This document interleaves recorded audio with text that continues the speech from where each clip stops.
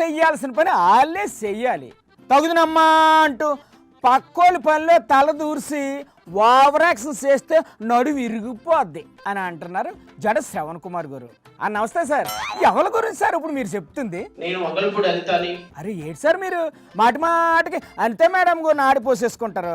పాప ఏడు చేశారు ఆవిడ. ఎందుకంటే ఆవిడ power point presentation medical college ఇచ్చింది కాబట్టి అడుగుతాను. ఆమె మంత్రి sir. Home minister. Home minister అయితే పవర్ పాయింట్ ప్రెజెంటేషన్ ఇవ్వకూడదా? హోమ్ మినిస్టర్ అయ్యి హెల్త్ మినిస్టర్ చేయాల్సిన పని ఆమె చేసింది కాబట్టి. హెల్త్ మినిస్టర్ చేయలేని పని ఈవిడ చేసిందంటే గ్రేటే కదా. ఒక్క పని గాడిద చేసింది. అదేంటి సార్ అలానే సార్? ఒక్క పని గాడిద చేస్తే ఏమవుతుంది?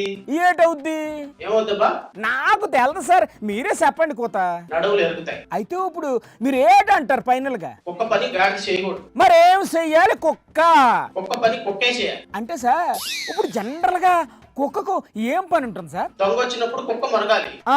మరి గాడిద ఏటి చెయ్యాలి? గాడిద ఏం చేయాలి? బరువు వేస్తే తీసుకెళ్ళాలి. ఇప్పుడు అనిత గారు పవర్ పాయింట్ ప్రెజెంటేషన్ ఇవ్వడం తప్పు అంటారా? హోంశాఖ ఉన్నప్పుడు ఏం చేయాలి? పోలీసుల పనితీరు ఎట్లా ఉంది దాని మీద పవర్ పాయింట్ ప్రెజెంటేషన్ ఇవ్వాలి. కానీ మెడికల్ కాలేజీల మీద నీకేమమ్మా పవర్ పాయింట్ ప్రెజెంటేషన్? సరే సార్, ఆవిడేదో ఉత్సాహంతో పవర్ పాయింట్ ప్రెజెంటేషన్ ఇచ్చిందే అనుకోండి, మీకేంటి సార్ బాధ? ఒక్క పని గాడిద చేసింది కాబట్టి ఆ గాడిదని అడుగుతున్నాను.